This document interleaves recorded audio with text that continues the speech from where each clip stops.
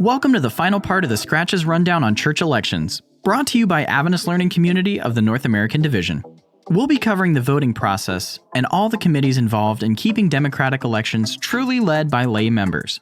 Let's start with when elections are held. While it can vary by church, elections are generally held every 1 or 2 years. Much like how businesses have a fiscal year, churches have a church year that they determine. It's usually in the final quarter of this church year that nominating committees are formed, with the reports given before the next year begins. Since Adventists love forming committees like Paula Deen loves butter, there are several nominating processes to go through before actually landing the position. The first step occurs when the church body comes together in business session.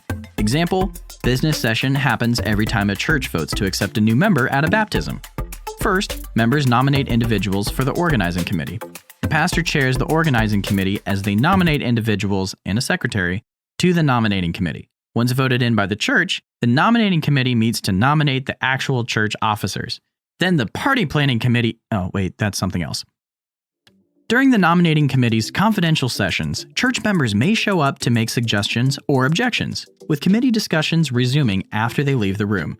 Once all positions have been nominated and the nominees confirm they're down to do those roles, the committee will do a first reading to the church. If there's any concerns from church members, the committee offers to hear them out privately.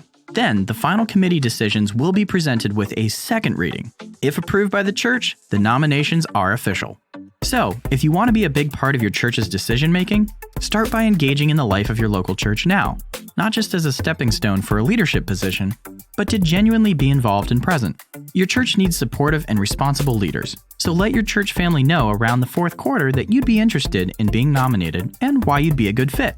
If you are, you might just find yourself nominated. If you've enjoyed these breakdowns, be sure to visit www.thescratchnews.com and click on videos to view our other rundowns of church topics. Be sure to subscribe to our weekly briefs to stay in touch with what's going on in the Adventist world. And consider lending your voice to your church this next election cycle.